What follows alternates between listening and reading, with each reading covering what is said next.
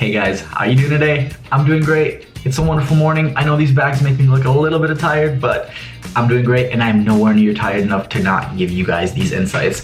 So today we have a really fascinating interview with Philip Borshell. As you guys know, crypto industry is huge in the variety of services, but at the center of them, we are occupied by crypto wallets. In fact, not much can be really done without crypto wallets. So today, Philip Borshell is here from Exrates to talk about his company and what they are doing. Hey Philip, how are you today? I'm doing great. I'm going great, Stan. Thanks for having me on. Yeah, man, really glad to have you on. Can you maybe tell us a bit about Exrates? I know it's not just a crypto wallet, it's more of like a whole blockchain platform. Can you maybe tell us about the opportunities customers have due to your platform? Yeah, absolutely. So Exrates is a all-in-one portfolio exchange and wallet to manage and exchange your digital assets or blockchain assets. We currently support just under 100 assets. Almost 70 of them are exchangeable at the moment. When I say exchangeable, I mean you can swap them to and from each other for people that aren't familiar with how exchanges work or are just getting kind of involved with cryptocurrency. We're a non-custodial service. It's just software you download to your computer and you have full control over your private keys and the assets that you keep. Can you tell us about what your user base is like? We have roughly, I would say download-wise, I'd say a rough estimate is probably between 4 and 5 million downloads, and our active users is probably close to 1 million. Wow. Is there a feature that maybe you think is more popular than the other? Maybe something you could tell us about that would draw people in to who haven't maybe heard of you? Absolutely. I think the exchange feature is really kind of the killer feature that we have, but the overall I think experience is what a lot of people really enjoy about Exrates. For me and a lot that I talk to, it's the design that first kind of draws them in. But with the exchange, like I said, we support, I think 69 is the exact number at the moment, but I could be a 1 or 2 off. Exchangeable assets. And for most exchanges, there will be an Ethereum, a Bitcoin, and maybe a USD or a USDT, some other form of stablecoin market. So you can only exchange from one of those 3 or 4 to the other assets that you'd like. And with Exrates, we allow for swapping to and from any asset that's exchangeable in the wallet. So that gives you over 1,000 combinations of different asset pairs that you can actually swap to and from. And I think that's the uniqueness of Exrates, as well as that it's all done from within your wallet. There's no sign up necessary with us. No, that's awesome. And what's even cooler is that you guys don't charge a commission for sending or receiving any cryptocurrency. How do you guys actually earn that? We make our money off of the spread in the exchange feature. So there's generally about a 2 to 4% spread between the different assets that depend on the liquidity and market conditions. Usually the more liquid assets like Bitcoin to Ethereum or Bitcoin to Litecoin or any of those kind of top assets, when you're exchanging those, you'll see a smaller spread because there's more buyers and more sellers in the market. You'll see the higher end of the spread when you're exchanging illiquid assets. Like if you have think of a random one, like a Mithril to a Civic exchange. They're both ERC20 tokens, but you're not really going to find that on your average exchange. So there's not going to be as many buyers and sellers as there are for Ethereum and Bitcoin. But we get a small percentage back from our exchange partners for the exchanges that happen in the wallet. And that's how we fund development of the wallet and fund the services that are offered. How have you found that as a business model? Are you pretty happy with that? Yeah, I would say that it works out really well. I think a common misconception is that because this is a bear market that and prices are down, that everyone is hurting. And although businesses aren't as profitable because there aren't as many retail investors that are trading in the market currently, and even regular traders are taking side seats and just watching right now. But unlike traditional stocks and exchanges, crypto never closes.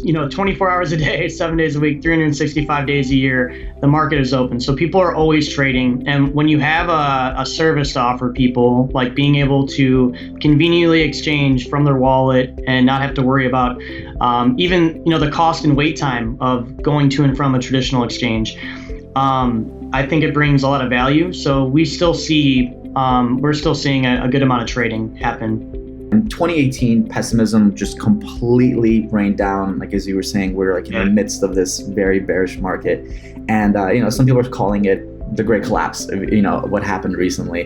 But we were talking earlier, and you said you didn't really see it as a collapse. So you were more optimistic about it. Yeah, I'm definitely a long-term bull for crypto. Mm-hmm. I've been around for a few years here, and I've seen this before. This already played out, and it almost seems to be an exact repeat of the last bull to bear market. And I think what you see now is you see a lot of businesses that are dedicated, that are just taking the time to build and get ready for the next bull run to come. Yeah. So I see a lot of positive changes that have happened this year that don't necessarily reflect the motion of the price. So I'm not too worried. And even at Exodus, I mean, we've grown tremendously over 2018. I don't want to liken it exactly to the .com crash because there's a lot of differences, obviously. But I feel like one of the best things that happened with that was that a lot of these, phonier companies that were just only in it for not the greatest intentions kind of vanished, and the top, the cream, some of the best companies ended up thriving in that and rising to the top as a result. So hopefully that's something that happens here as well. You look at Amazon, and Amazon went down by more than 80, almost 90%, I believe, or between 80 and 90% during the .com bubble, and they're now valued at billions of dollars. Jeff Bezos is one of the wealthiest. Is he the wealthiest man in the world? Last time I checked, yeah. Yeah, so I mean, it just shows you that even in a bubble, you can pop and be bottomed out and still come out the champ. When do you think optimism will return to the market? Speaking of 2019, do you think it's more of an immediate thing, or I'm asking you to play fortune teller right now, but yeah. It's funny because I think optimism can come from a gravity point, right? As soon as some good news happens, and you see this on social media when people talk about just the price of Bitcoin, we can be in green for one day and all of a sudden everyone turns full bull, and we're going to see 10K by the end of the week. But that just is on a micro scale how you can see that happen. But on a larger scale, if something really big happens for I think for any cryptocurrency, but it'll mainly be probably Bitcoin. If for some reason we start seeing ETFs getting approved, or this backed thing goes through the NASDAQ futures, then you start seeing positive sentiment come back to the market, and I think that bleeds over into the rest of the market from there. A lot of people are worried about hacks, and there's some stuff happening, but that's not something you have to worry about, right? Maybe there's a misconception that you guys do. Although Exodus isn't a custodial service, and we don't worry about us being hacked and users losing funds. Being hacked, unfortunately, is a reality when using desktop wallets, because your assets are really only as safe as the security practices that you take on your computer and you take to protect your recovery phrases. So with an Exodus wallet, there's really 4 ways that a user could be compromised, technically. If their 12-word phrase was stolen by someone else, if their private keys were stolen by someone else, which would happen if they had recorded them and put them, usually digitally, normally someone will export them and put them on their desktop or put them in a USB. If someone had physical access to the computer and knew your password, or if someone had access to your email account that your backup link was sent to, if you chose to send yourself a backup link, because it's a choice, and they knew your wallet password. So the wallet link, the backup link, is completely useless without knowing the wallet's password. That password actually encrypts the link, so it won't work without it. Cool. To completely shift focus a bit, can you maybe summarize 2018 for you guys? Is there anything that you really want to maybe brag about, maybe that you accomplished, that you're happy with? So I would say that I think that we're probably most happy at our growth, and internally we've grown a lot too, not just as a business. When I came onto the team a year ago, it'll be a year in just a few days here, I came on with a pretty decent sized group, and us and then the core group who were there before us have really good chemistry and a shared vision of, like the type of experience we want to provide to customers. So we've really taken the time to fine tune the support. We've gotten more developers and we've been more specific about the type of development that we need done. Another thing that we're really proud of is we've remained consistent of there's a new release every Friday, every 2 weeks. So there's that. We've added more exchange partners. We have better reliability than we did a year ago. We have more assets that are supported than a year ago. Less downtime. We have, we've done nothing but grow in 2018. So I think that I could just say that I'm just proud of the team as a whole for everything that we've accomplished in moving the needle forward and kind of where we want to go. And going into 2019, I think the thing that I'm most excited for is mobile.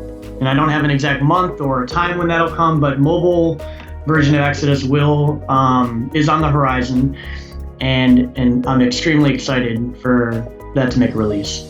Is there anything in 2019 that you're looking forward to in terms of the crypto community as a whole, like something you really want? For me, one thing that I really want is Ohio is now accepting business taxes in Bitcoin. I think that's something positive that happened this year. I'd like them to start accepting personal taxes and the other 49 states to follow suit. I'd like to see nothing but good news. I'd like to see more adoption, more businesses allowing for cryptocurrency payments outside of the digital world. And then with all of the ETFs that have been pushed and have been turned down, I hope that we see maybe one passed in 2019 to help legitimize it to the institutional people, or to the ones that care about ETFs and futures. Yeah. And Philip, I see a tree and a stocking behind you. So for Christmas, what do you think would be like the best gift for a crypto enthusiast in the new year? There's a developer of ours that has really unique bow ties. He's got some Bitcoin bow ties. That would probably be a win for an enthusiast. Paper wallets is honestly one of my favorite things to give out. I used to do that at Christmas parties. I would just print out some paper wallets and put a little bit of Bitcoin on it. Philip, thank you so much. I really hope we can do this again. Maybe keep us in touch with us. Let us know what's on your horizon. Love to see what you guys are doing later on in 2019. Absolutely, Stan. Thanks for having us. It's great talking. Thank you so much for your time. Bye. Guys, I don't know. What do you think I should do? Should I create my own wallet? Maybe call it the Nakamoto Jedi. Would you guys trust me with your coins? I would trust myself with your coins. I don't know, maybe let me know in the comments below. Yeah, and make sure to like, comment, and subscribe. You guys know the drill already. I will see you in the next interview. Happy holidays to everyone celebrating. Hope you have a good New Year.